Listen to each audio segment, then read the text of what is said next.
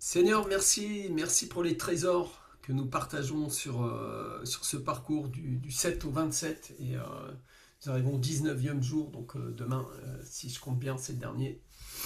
Et j'espère que chacune et chacun ont été fortement consolidés, bénis. Et je prie, Seigneur, que cet enregistrement puisse aller partout dans les maisons, dans les foyers, parce que nous prêchons ta parole. Et je te rends grâce, Seigneur, pour ta parole qui nous encourage fortement, qui nous consolide en toi, qui nous enracine en toi, Seigneur. Toute la richesse de ta parole, Seigneur. Merci, Père, au nom de Jésus. Alléluia. Et je bénis tous mes disciples, les 12, les 144, les 728, les 70 des 12, et ça se multiplie jusqu'aux extrémités de la terre. Amen. Bénissons tous nos missionnaires qui sont sur le champ de mission en ce moment, en particulier sur le Brésil, préparation aussi sur Madagascar, tout un travail qui est en train d'être fourni. Amen. Petite introduction, le temps que ça se connecte un petit peu plus. Bon, j'ai l'impression que ça n'a pas bougé beaucoup plus que ça. Ok, c'est pas grave, on y va, let's go, on continue, c'est très important. Nous avons des choses importantes à voir ensemble ce midi. On est dans 1 Corinthiens. 1 Corinthiens, 1 Corinthiens, premier chapitre, toujours ce verset 30 qu'on est en train vraiment de déshabiller littéralement pour qu'on enlève le voile là, et on découvre la profondeur, la puissance de l'évangile. Amen. Et c'est tellement bon d'être enraciné en Christ. Hein. Comme il est écrit, or c'est par lui que vous êtes en Jésus-Christ, lequel de par Dieu a été fait pour nous sagesse, justice et sanctification et rédemption. Et le mot sagesse, on l'a vu hier, et on va voir maintenant le mot justice. Il a été fait justice pour nous. Alors, quand je lis ça, je ne peux pas m'empêcher de penser à l'expression du nom du Seigneur, le nom de l'Éternel, Yahvé Tsikenu, hein, l'Éternel est ma justice dans l'Ancien Testament. Alors ouvrez dans Jérémie au chapitre 23, versets 5 et 6. Voici, les jours viennent, dit l'Éternel, où je susciterai à David un germe juste. Il régnera en roi et prospérera, il pratiquera la justice et l'équité dans le pays. En ces jours, Juda sera sauvé et Israël aura la sécurité. Et voici le nom dont on l'appellera, l'Éternel, notre justice. C'est vraiment puissant. Ce verset est une prophétie concernant le Messie, et pas n'importe lequel, mais le Messie qui est le Verbe de Dieu qui s'est fait chair, qui va être parfait en fait, qui sera sans péché en fait. C'est ça qu'on nous annonce.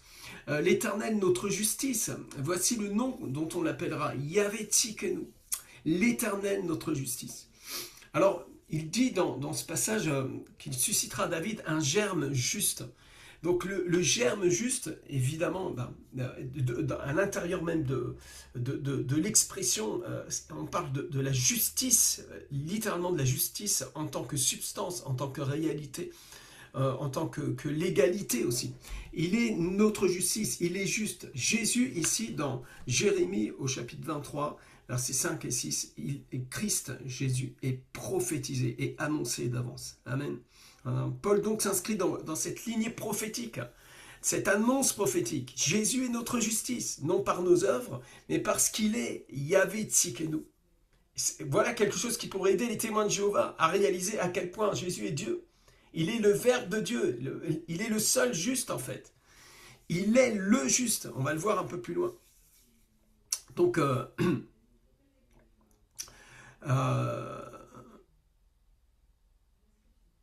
Donc on voit que Jésus, allez, ouvrez dans Hébreux chapitre 4, verset 15.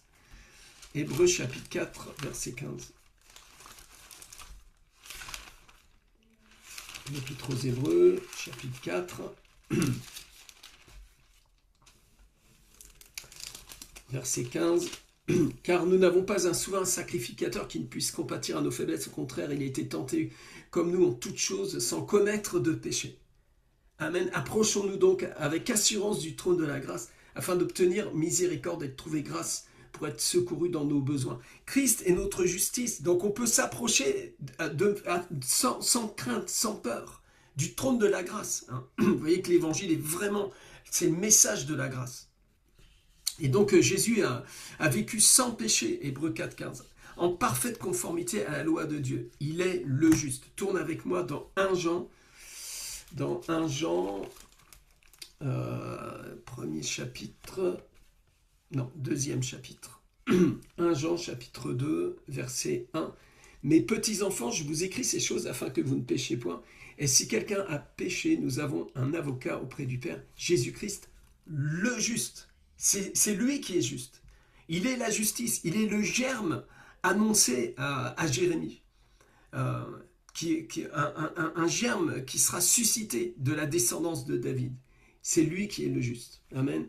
Il est celui-là même qui est la victime expiatoire. Il est lui-même une victime expiatoire pour nos péchés. Non seulement pour les nôtres, mais aussi pour ceux du monde entier. Amen. Il est notre justice. Il a été fait justice. Il est notre justice. Alors, il est celui qui accomplit cette promesse d'une nouvelle alliance de par une vie sans péché. Deuxièmement, par sa mort substitutive. 2 Corinthiens chapitre 5, verset 21. 2 Corinthiens chapitre 5. 2 Corinthiens chapitre 5. 2 Corinthiens chapitre 5, verset 21. Et à partir même du verset 20, on peut le lire. Nous faisons donc les ambassadeurs pour Christ, comme si Dieu exhortait pour nous. Vous voyez, on n'est pas en train de parler d'un mouvement ou d'un ministère ou d'essayer de faire mousser une affaire. Nous sommes les prédicateurs, les ambassadeurs pour Christ. Et nous annonçons Christ. Et ça, depuis le 7, vous avez remarqué, je ne fais que prêcher Christ et annoncer Christ. Et ça va durer jusqu'à mon dernier souffle. Je vous annonce Christ, je vous prêche Christ. Nous faisons donc les fonctions d'ambassadeurs pour Christ, comme si Dieu exhortait par nous. Nous vous en supplions au nom de Christ, soyez réconciliés avec Dieu. Celui qui n'a point connu le péché, verset 21, celui qui n'a point connu le péché, il l'a fait devenir péché pour nous, afin que nous devenions en lui justice de Dieu. Il y a eu un échange. Ça, c'est ce qu'on appelle l'échange à la croix, l'échange divin. C'est-à-dire qu'il prend notre péché et nous recevons sa justice. Mais c'est plus que ça, hein. C'est plus que recevoir sa justice. Il y a une dimension véritablement, Christ a été fait péché pour nous sur la croix. Nous avons été fait justice. Est-ce que vous comprenez ça? La nature même du Fils de Dieu sur la croix est devenue péché. C'est un mystère, je sais, vraiment, c'est un scandale, c'est scandaleux. Le Fils de Dieu, le Saint, le Juste, a été fait péché pour nous. C'est un mystère. Hein. Il est l'agneau de Dieu qui ôte le péché du monde. Imagine qu'à la place d'un agneau, on a une éponge pure. Et on prend cette éponge et on nettoie toute la saleté de l'univers avec. Et donc cette éponge devient la saleté. Et c'est là que se produit l'échange, parce que tout ce qui était sale a été lavé, nettoyé. Et tellement nettoyé que tout ce qui était sale est devenu maintenant pureté et justice. Il y a eu un échange à la croix. C'est incroyable. Je sais que c'est difficile à croire. Et pourtant, Dieu te donne la foi pour cela. On va le voir dans un instant. Et c'est cette foi-là, par cette foi, que nous sommes sauvés. Par cette foi que nous sommes justifiés. Par cette foi que nous sommes rachetés, délivrés, purifiés. Par la foi dans le sang de l'agneau. C'est son sang précieux qui a produit cela. Qui est la dynamite, la puissance qui produit cette délivrance. Qui est la rançon, c'est son sang précieux. Alors, nous voyons donc que Jésus est notre justice de par une vie sans péché, une mort substitutive, et puis aussi par notre union, une union à sa personne. Hein. Ce n'est pas une justice extérieure seulement. C'est-à-dire une justice qui nous a été imputée. Ça, c'est le fondement. Hein. Elle nous a été imputée. On n'a rien fait pour. Mais non seulement elle nous a été imputée, mais elle nous a été transmise. En fait, elle nous appartient. Elle devient nôtre. Elle est notre justice. Elle est ma justice. Tu veux savoir, moi, mon avocat, il est devenu aussi ma justice devant Dieu. Et quand nous comparaîtrons devant le Seigneur au dernier jour, la seule justice qui peut nous faire tenir devant le trône de Dieu, c'est Christ lui-même. Christ en moi, l'espérance de la gloire. Et moi, je fais un avec Christ. Amen. Est-ce que vous le croyez? Nous avons besoin que vous le croyiez. En fait, Dieu déverse une foi en vous qui va produire ce miracle, que vous le croyez, au point que, eh bien, ça se produit en vous. Et ça s'est produit, en fait, en réalité. Et la justice vous a été imputée, vous avez été sauvé glorieusement, souverainement. Et maintenant, vous êtes en train de prendre conscience à quel point vous êtes sauvé. Et vous recevez l'assurance du salut. Et vous demeurez dans cette assurance. Et plus vous avez cette assurance, plus vous avez le shalom, la paix. Vous avez la possibilité de transmettre l'héritage.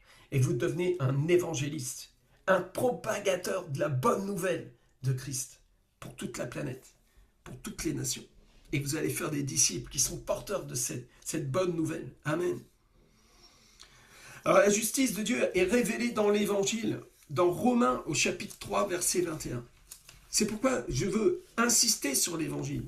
Je veux marteler l'Évangile. Je veux enseigner l'Évangile. Je veux le décortiquer. Je veux que tu le comprennes de l'intérieur. Et que tu demeures à l'intérieur de l'Évangile. Que tu en connaisses la profondeur, la largeur. Que tu sois enraciné en cela.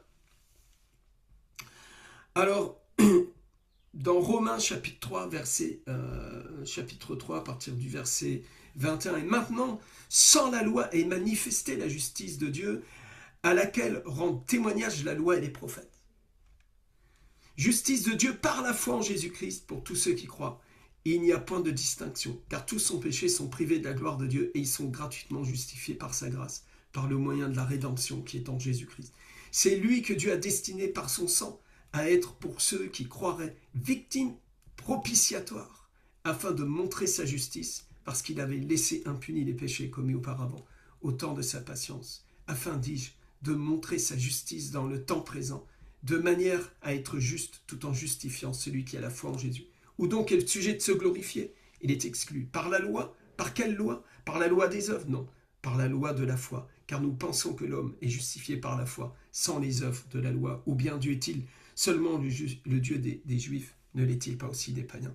Oui, il l'est aussi des païens, puisqu'il y a un seul Dieu qui justifiera par la foi les circoncis et par la foi les incirconcis. Amen. J'ai été un petit peu plus loin du texte. Ici, nous voyons que eh bien, la justification par la foi en Jésus-Christ est au cœur même du message de l'apôtre Paul. Et quand tu lis ça, tout d'un coup, tu as toutes ces petites choses que tu as rajoutées, tu sais, pour essayer d'être juste devant Dieu, y compris le jeûne, hein, qui s'écroule littéralement. Parce que notre justice, c'est Christ lui-même. C'est lui qui est notre justice. C'est lui qui nous sommes enfin justes, et pour l'éternité. Est-ce que vous comprenez ça? Est-ce que vous admettez ça? Est-ce que vous l'acceptez? Est-ce que vous vous convertissez à la bonne nouvelle? Et alors que vous vous enracinez dans cette réalité, eh bien, vous êtes en train de mûrir littéralement pour être un témoin fervent de la bonne nouvelle. Alors,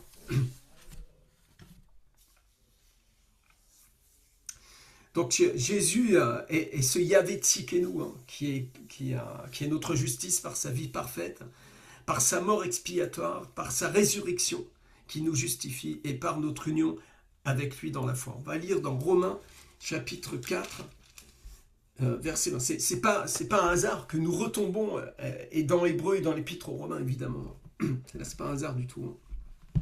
Romains chapitre 4, verset 25, et on va lire peut-être aller un petit peu plus au-dessus.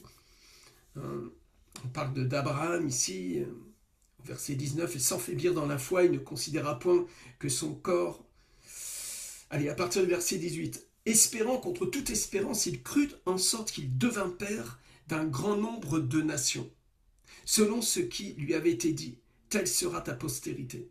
Et sans faiblir dans la foi, il ne considéra point que son corps était déjà usé, puisqu'il avait près de 100 ans et que Sarah n'était plus en état d'avoir des enfants.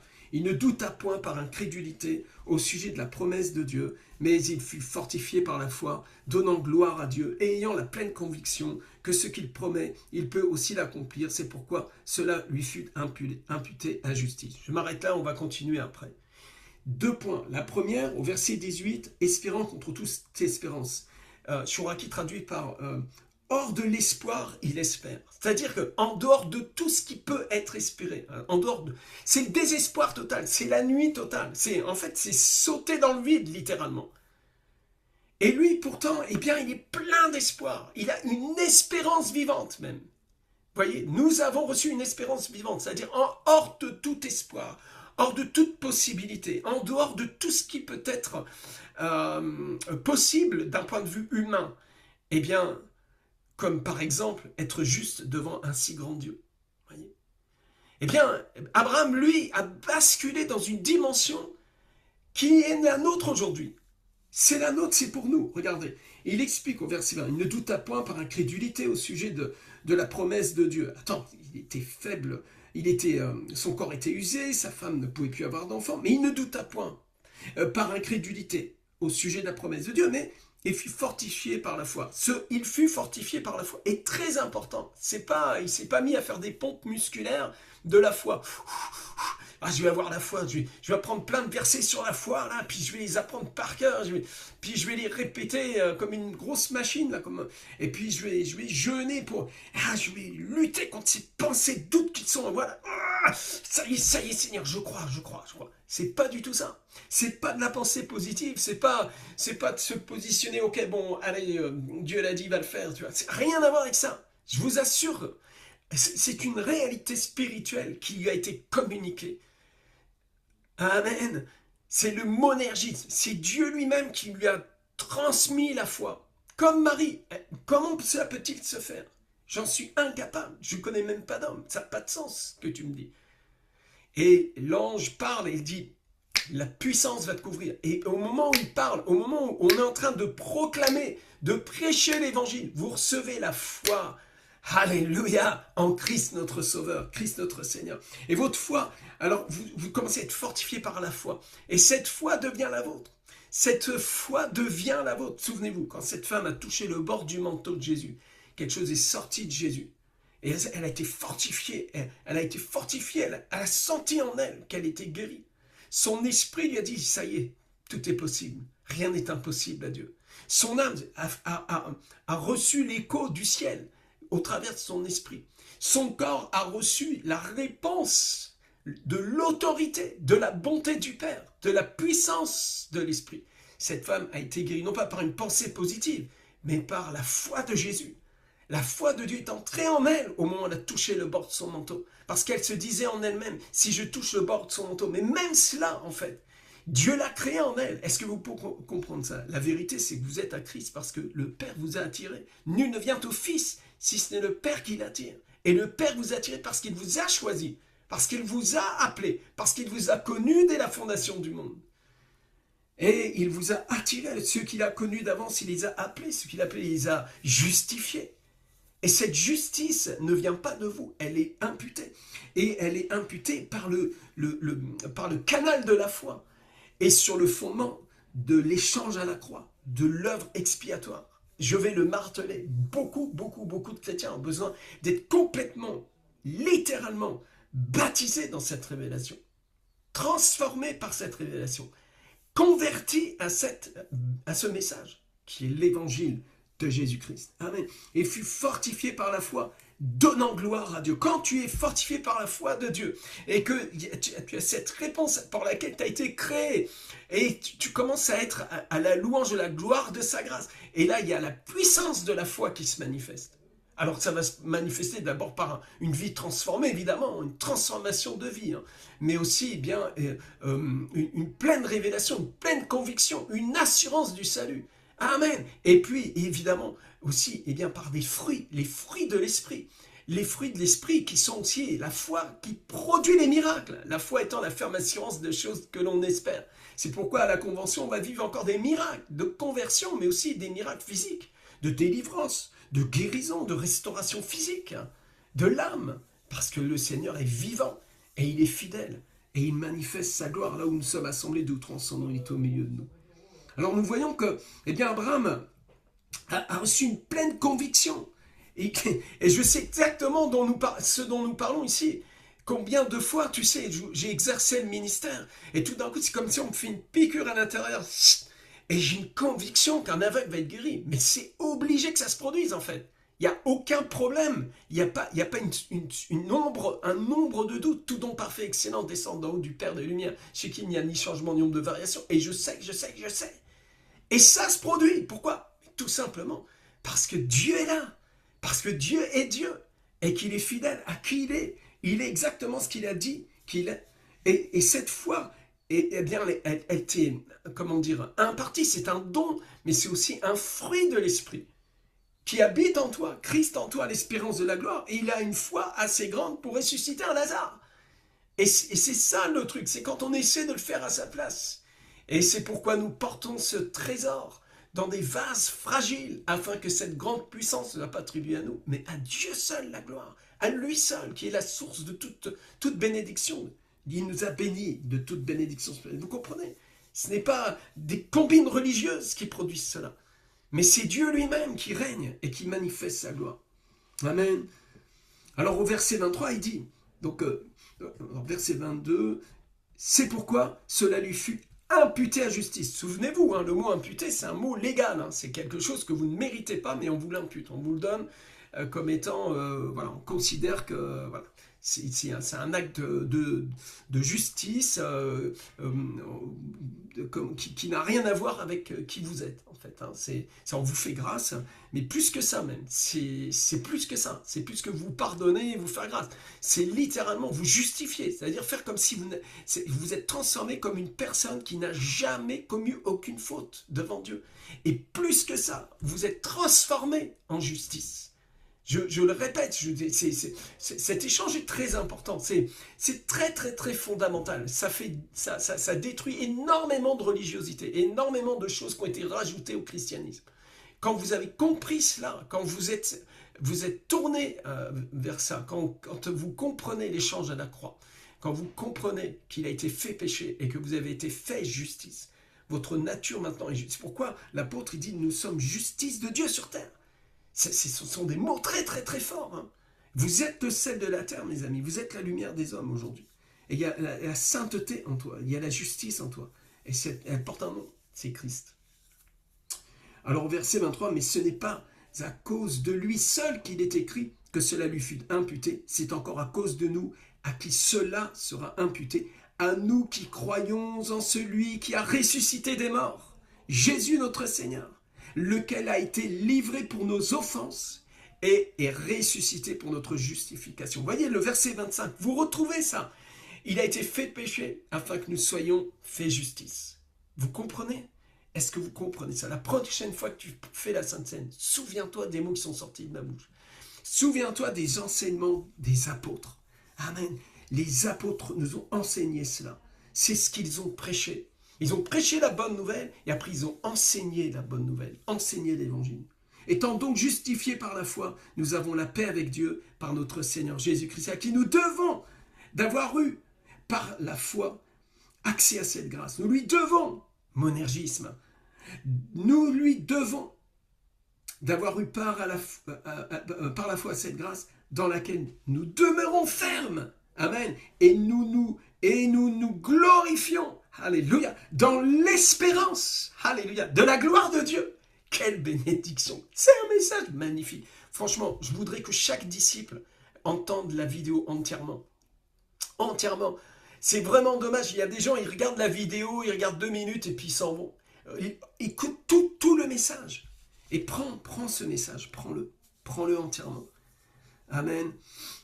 Alors, je vais finir, je vais pousser un petit peu plus loin parce qu'il y a quelque chose encore de très intéressant concernant la justice. Tourne avec moi dans... allez, on va dans Genèse, chapitre 14. Genèse, chapitre 14.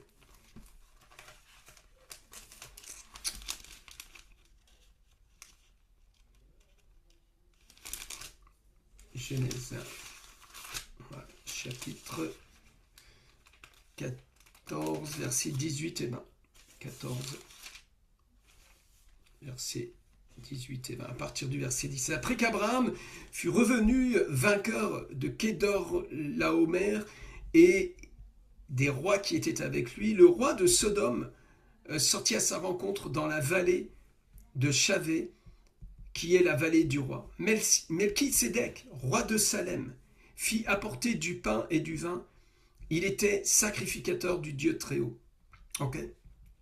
Il bénit Abraham et dit, béni soit Abraham par le Dieu Très-Haut, maître du ciel et de la terre. Béni soit le Dieu Très-Haut qui a livré tes ennemis entre tes mains. Et Abraham lui donna la dîme de tout. Le roi de Sodome dit à Abraham, donne-moi les personnes et prends pour toi les richesses, etc.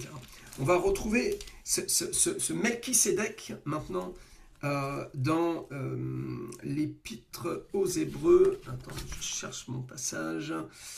Voilà, Hébreux 7.2. Va avec moi dans Hébreux 7.2. On aurait pu d'ailleurs y aller directement, mais je voulais te le montrer dans la Genèse. Voilà, épître aux Hébreux, chapitre 7. Et on va voir quelque chose de très très fort, très prophétique, c'est très très bon. Très bon, très très bon. On parle, hein, souvenez-vous Jésus est le grand sacrificateur et apôtre de notre foi. Amen. Et qu'est-il réellement? Qu'est-il réellement? Eh bien, il est notre justice. Il est notre justice. Donc, Hébreux chapitre 7, chapitre 7, à partir du verset 2. En effet, ce Melchisédek, roi de Salem, sacrificateur du Dieu Très-Haut, qui alla au devant d'Abraham lorsqu'il revenait de la défaite des rois, qui le bénit, et à qui Abraham donna la dîme de tout, et qui est d'abord roi de justice, d'après la signification de son nom, ensuite roi de Salem, c'est-à-dire roi de paix, qui est sans père et sans mère, sans généalogie, et qui n'a ni commencement de jour, ni fin de vie, mais qui est rendu semblable au Fils de Dieu. Ce Melchisédek demeure sacrificateur à perpétuité. Considérez combien est grand celui auquel le patriarche Abraham donna la dîme du butin. Ceux des fils de Lévi qui exercent ce sacerdoce ont d'après la loi l'ordre de lever la dîme sur le peuple, c'est-à-dire sur leurs frères, qui cependant sont issus des reins d'Abraham, et lui, qui ne tirait pas d'eux son origine, il leva la dîme sur Abraham et il bénit celui qui avait les promesses. Or, c'est sans contredit l'inférieur qui est béni par le supérieur. Et ici, ceux qui reçoivent la dîme sont des hommes mortels, mais là, c'est celui dont il est attesté qu'il est vivant. De plus, Lévi qui perçoit la dîme l'a payé, pour ainsi dire, par Abraham, car il était encore dans les reins de son père lorsque Melchisédek alla au devant d'Abraham. Je ne vais pas vous parler de la dîme et je ne vais pas vous faire un message en entonnoir, rien à voir avec ça. Écoutez-moi très très bien. Il y a quelque chose de très puissant, très prophétique dans le nom de Melchisédek, de qui nous concerne du message d'aujourd'hui. Melchisédek, ça veut dire roi de justice. Il est le roi de justice, Melchisédek, roi de justice. Ok. Et Melchisédek, donc un personnage qui est mystérieux, surgissant sans généalogie, roi de Salem, roi de paix, hein, et prêtre du Dieu Très-Haut. Mais surtout, son nom est prophétique. Roi de justice, Melchisédek. Son nom lui-même annonce un roi, prêtre juste, qui n'existait pas en Israël. Car il faut le savoir, hein, la royauté et la sacrificateur étaient séparés. Et le seul qui va avoir les deux en même temps, c'est Christ lui-même. Et ça, on le retrouve justement dans le personnage de Melchisédek. Je pense que pour des gens plongés dans le judaïsme, c'est très parlant, c'est très très fort. N'est-ce pas? David reçoit par l'Esprit une révélation messianique dans Psaume 110, verset 4. Donc tu es pour toujours on va le lire. Psaume 110. Psaume 110.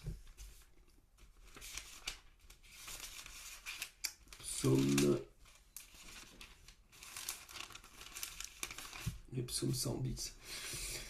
De David, psaume. Parole de l'Éternel à mon Seigneur. Assis-toi à ma droite, jusqu'à ce que je fasse de tes ennemis ton marchepied. À qui il s'adresse? À son Seigneur. L'Éternel étendra de Sion le sceptre de ta puissance. Domine au milieu de tes ennemis. Ton peuple est plein d'ardeur. Quand tu rassembles ton armée, ça va chauffer à la Pentecôte, hein, à la convention. Il rassemble son armée. Et on va être plein d'ardeur. Et il va nous remplir de son feu. Et on va repartir en mission avec un feu nouveau. Vraiment, la braise du ciel va toucher nos lèvres. Amen. Et le Saint-Esprit va faire une œuvre nouvelle. Il va te transmettre le rêve d'Abraham, la capacité de devenir un pasteur de multitude, un gagneur d'âmes qui va engendrer des apôtres, des prophètes, des évangélistes. Dieu est vraiment en train, il est à l'œuvre. Christ est en train de susciter des ministères là. C'est très puissant. Ton peuple est plein d'ardeur quand tu rassembles ton armée. Avec des ornements sacrés du sein de l'aurore, ta jeunesse vient à toi comme une rosée. Et je prophétise vraiment une jeunesse qui se lève pour annoncer l'évangile. Amen et amen. Alléluia. L'Éternel l'a juré et il ne s'en repentira point. Tu es sacrificateur pour toujours à la manière de Melchisédek. Il parle de qui? Le Seigneur à ta droite brise des rois au jour de sa colère. Quel roi? Les rois des ténèbres, les puissances des ténèbres ont été dépouillées. Alléluia. Il exerce sa justice parmi les nations. Tout est plein de cadavres. Il brise des têtes sur toute l'étendue du pays. Il boit au torrent pendant la marche. C'est pourquoi il relève la tête. Et nous, si nous buvons au torrent pendant la marche et nous relevons la tête, il relève ta tête. Pendant ce temps de jeûne et prière, et pour cette convention, il va relever ta tête et il va te donner de la puissance pour exercer un puissant ministère. Et le cadavre des puissances des ténèbres, nous marchons au milieu d'un désastre de l'enfer. L'enfer est dévasté, l'ennemi a été dévasté. À la croix, il y a 2000 ans, il a dépouillé les autorités de domination. Vous comprenez ? Ce Dieu-là qui nous a justifiés, il n'a pas fait juste qu'on puisse aller au paradis. Il a fait de nous une manifestation de la justice divine. Et cette justice, elle se retrouve dans cette parole de Jésus, cet enseignement à propos du Saint-Esprit. Il viendra pour vous convaincre de péché, de justice et de jugement. De péché parce qu'il ne croit pas en moi, le Fils du Dieu vivant. De justice parce que je m'en vais au Père, vous ne me verrez plus. Alors il va me remplacer sur terre et il va vous révéler la justice, il va vous l'enseigner, il vous rappellera tout ce que je vous ai dit. Amen. Et c'est exactement ce qui est en train de se passer au travers de ces 20 jours d'enseignement à midi. Là. Et le Saint-Esprit nous rappelle l'enseignement du Christ. Amen. Nul ne pourra arracher la brebis de ma main. Là. Alléluia. Et il convainc de jugement parce que le prince de ce monde, le diable, là, est déjà jugé. Et le Saint-Esprit, son travail, c'est de convaincre les puissances de ténèbres, de manifester la colère de Dieu, de manifester le jugement de Dieu par la puissance du sang de l'agneau. Au nom de Jésus, Jésus a paru afin de détruire les œuvres du diable. Il est venu détruire les œuvres du diable. Il est venu les détruire. Il est venu détruire les œuvres du diable. Et fondamentalement, l'œuvre du diable a été détruite quand Jésus-Christ a été crucifié sur la croix. Il a été fait péché pour nous. Ça, c'est l'œuvre suprême du diable, d'avoir injecté le péché dans l'humanité. Et Christ nous a délivrés. Et la délivrance a commencé, bien sûr, dès qu'il s'est fait chair, évidemment, mais particulièrement à Gethsémane, quand le premier versement du sang a été accompli, des grumeaux de sang dans le jardin de l'amitié, de l'intimité du disciple-là, au plein cœur de ce cœur d'amour, cet endroit de paix, cet endroit du shalom, de la communion, eh bien, il va être trahi par Judas, par l'un de ses 12. Et cette trahison, c'est l'écho de la trahison qu'il y a eu au commencement dans le jardin d'Éden. Et Jésus verse son sang pour nous racheter de cette trahison et nous rendre justes devant le Père. Il nous a justifiés par son sacrifice. C'est très merveilleux, c'est très puissant. Notre Seigneur lui-même avait annoncé, prophétisé qu'il viendrait comme étant un roi de justice. C'est-à-dire une justice qui vient pour régner. Et il nous fait régner avec lui. Il nous a ressuscités ensemble et il nous fait régner ensemble. Est-ce que vous le croyez? Est-ce que vous comprenez cela? Amen. Ce verset désigne un roi éternel. Le Seigneur dit à mon Seigneur, qui sera aussi un prêtre, chose impossible sous la loi mosaïque, sauf s'il est au-dessus de la loi. Alléluia! Et c'est exactement ce que dit l'Épître aux Hébreux. Il est au-dessus de la loi, il est au-dessus de la dîme, il est au-dessus de toutes ces affaires-là. Christ est le roi de justice. Et il est notre prêtre. C'est lui qui opère donc ces deux fonctions aujourd'hui pour nous et pour l'éternité. Roi de justice et prêtre éternel. Hein, selon l'ordre de Melchisédek. Ni commencement ni fin. Amen. Donc un roi de justice, un roi de paix, un sacrificateur éternel sans péché, capable de sauver parfaitement celui qui croit en lui, qui lui appartient. Hébreux chapitre 7, verset 25, et je vais le lire un petit peu avant.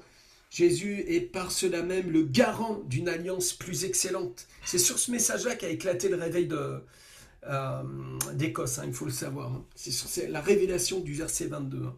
Jésus est par cela même le garant d'une alliance plus excellente. De plus, il y a eu des sacrificateurs en grand nombre parce que la mort les empêchait d'être permanents.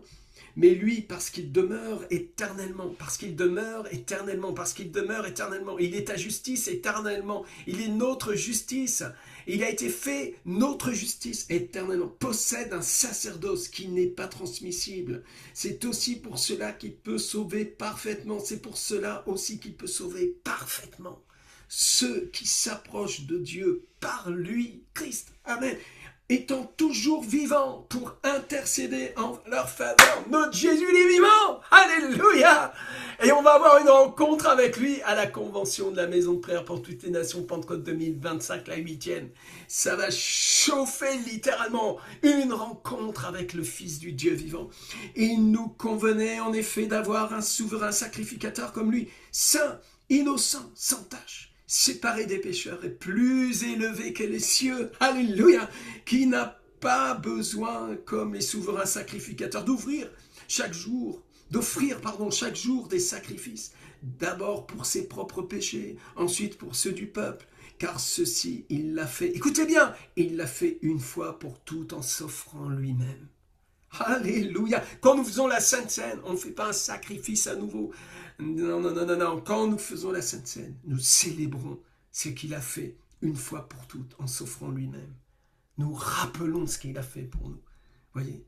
En effet, la loi établit souverain sacrificateur des hommes, sujet à la faiblesse. Mais la parole du serment qui a été fait après la loi établit le Fils qui est parfait pour l'éternité. Il est notre justice parfaite. Il est ta justice parfaite. Or, c'est par lui que vous êtes en Jésus-Christ, lequel, de par Dieu, a été fait pour nous sagesse, justice et sanctification et rédemption. Demain, on essaiera de faire sanctification et rédemption. Ce sera le dernier jour. Que le Seigneur vous bénisse. J'espère que vous êtes fortifiés, consolidés dans votre foi en Christ, enracinés en lui. Et alors que vous êtes enracinés dans cette puissante justice, cette glorieuse justice, eh bien, vous êtes en train de commencer à briller vous-même comme un témoignage de la bonne nouvelle de Christ. À lui la gloire, à lui la louange, à lui tout honneur, à lui seul. Que Dieu vous bénisse. Je vous aime, je vous bénis sur YouTube. Soyez bénis. Mettez un pouce, vous pouvez vous abonner, la petite maison en bas à droite, c'est pas la petite maison dans l'appli, c'est la maison de prière pour toutes les nations. Et bon, c'est un peu comme ça aussi.